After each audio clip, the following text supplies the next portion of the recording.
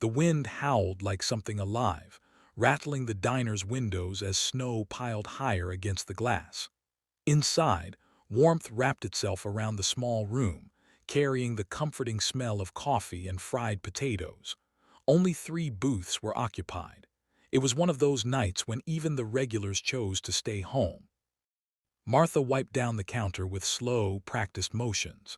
She had owned Rosie's Diner for almost 20 years, long enough to recognize every kind of customer that walked through her door. Truckers with tired eyes, teenagers killing time, couples arguing quietly over milkshakes. And then there was the woman sitting alone in the far corner booth. She'd come in just before the storm worsened.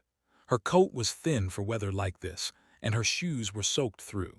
She ordered only soup and water, her voice barely louder than the hum of the heater. Martha noticed how she wrapped her hands around the bowl, as if borrowing warmth from it. The woman couldn't have been more than 30, but exhaustion had carved years into her face. Her dark hair was pulled back in a loose ponytail, strands falling around eyes that looked far away. She ate slowly, savoring each spoonful. When she finished, she sat quietly for a moment, staring at the swirling white outside. Then she stood, slipped her coat back on, and walked to the register. Martha rang up the bill, $6.40.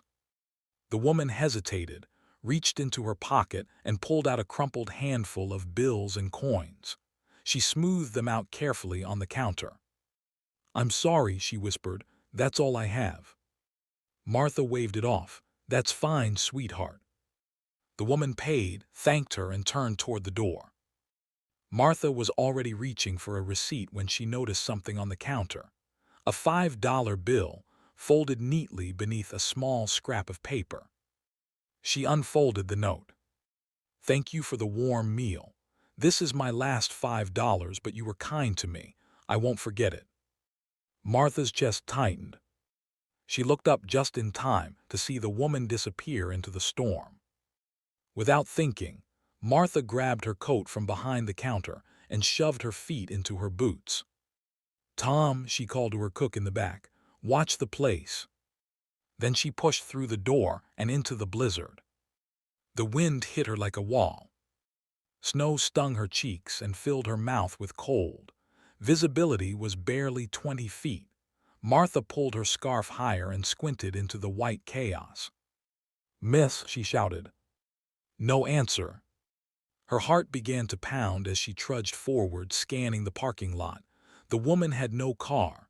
Martha had noticed that earlier, which meant she was walking.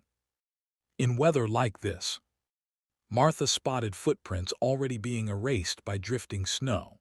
She followed them past the darkened gas pumps and toward the road. "Miss," she yelled again. Finally she saw her. The woman was struggling against the wind, head down, shoulders hunched. She nearly stumbled when Martha reached her. "Wait," Martha grabbed her arm gently. "You can't walk in this." The woman turned, startled. I don't want to be a bother," she said. Her lips were pale. Martha pressed the folded bill back into her hand. "This was your last money. You need it more than I do." The woman tried to refuse. "Please, I meant it." "I know," Martha said softly, "but listen to me. Where are you going?" The woman hesitated. "My sister's place," she said. "It's a few miles." Martha's stomach dropped.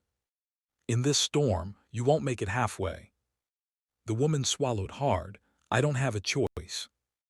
Martha studied her for a moment, then made a decision she didn't even question. "You're coming back with me." The woman shook her head. "I can't." "Yes, you can," Martha said firmly.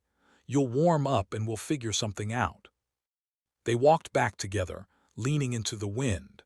By the time they reached the diner, the woman's hands were trembling uncontrollably. Martha sat her at a booth, wrapped her in a spare blanket, and brought her hot cocoa. "What's your name?" Martha asked. "Lena." "I'm Martha." Lena stared into her mug. After a moment, her shoulders began to shake. Quiet tears slid down her cheeks. "I didn't mean to cry," she whispered. "I just..." Everything fell apart this week. Martha slid into the seat across from her. Lena told her about losing her job when the factory closed, about an apartment she couldn't afford anymore, about a bus ticket that had taken her halfway to her sister's town before the storm shut everything down. I didn't want to ask anyone for help, Lena said, so I spent my last money on soup. Martha reached across the table and took her hand. You did ask for help, she said gently. You just didn't realize it yet. The storm lasted all night. Tom locked up early, and Martha turned the diner's back office into a makeshift bedroom. Lena slept on a narrow couch while snow piled against the building outside. In the morning, the roads were still closed, but the sky had softened to pale gray. Martha made pancakes and bacon, insisting Lena eat until color returned to her cheeks. Later, Martha called her niece, who worked at a community center. Within hours, Lena had a temporary place to stay, warm clothes, and information about job openings nearby. Before Lena left, she hugged Martha tightly. I don't know how to thank you, she said. Martha smiled. Someday when you see someone struggling, you'll know what to do. Lena nodded, eyes shining. Weeks passed. Then one afternoon, Lena came back to Rosie's diner, not alone. She brought her sister, and later she started working part-time at the community center. A month after that, she stopped by again, this time wearing a name badge from a grocery store where she'd landed a steady job. Each visit, she left a small tip and a handwritten note. Martha kept every one. Years later, Martha would tell people that the bravest thing Lena did wasn't walking through a blizzard. It was choosing kindness when she had almost nothing left. And Martha would say that following her into that storm was the easiest decision she ever made, because sometimes the smallest acts of care become the beginning of someone else's new life.